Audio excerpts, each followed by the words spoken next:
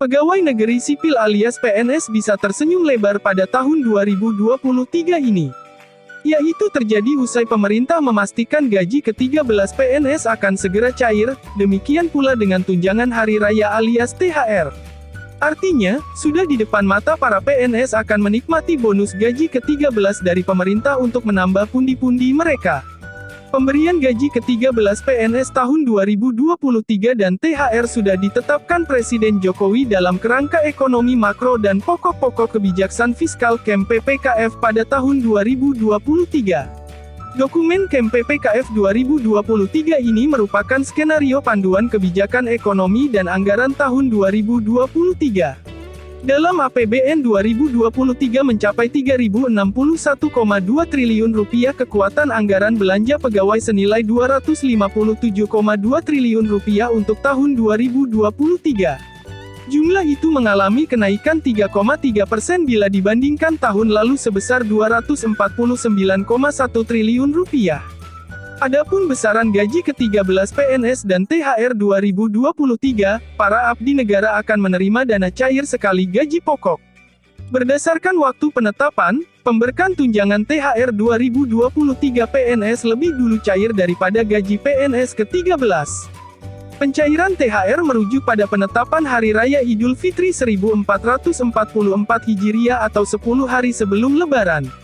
Berdasarkan kalender Hari Raya Idul Fitri 1444 Hijriah jatuh pada tanggal 22 April tahun 2023 mendatang.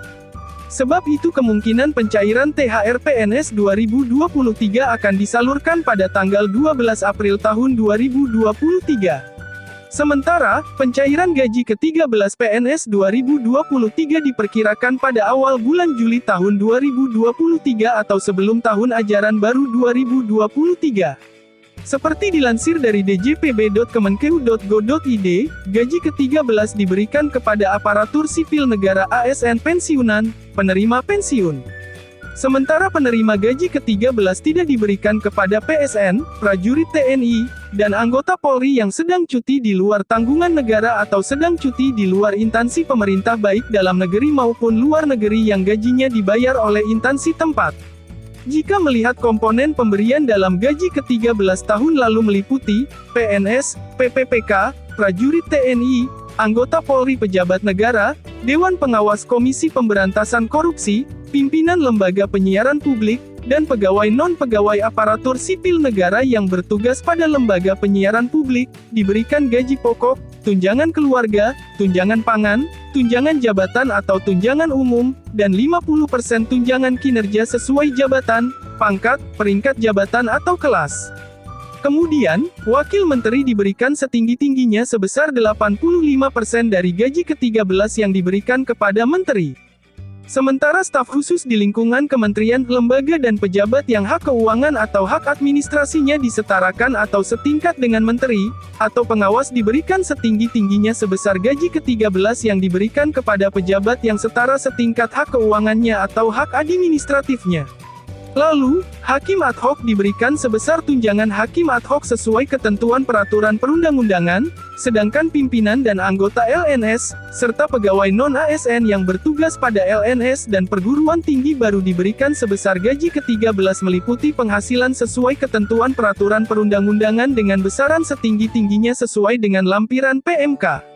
Calon PNS diberikan 80% dari gaji pokok PNS, tunjangan keluarga, tunjangan pangan, tunjangan umum, dana 50% tunjangan kinerja sesuai jabatan, pangkat, peringkat jabatan, atau kelas jabatannya. Kemudian, pensiunan dan penerima pensiun diberikan pensiun pokok, tunjangan keluarga, tunjangan pangan, dan tambahan penghasilan, dan penerima tunjangan diberikan sebesar tunjangan yang diterima oleh penerima tunjangan sesuai ketentuan peraturan perundang-undangan.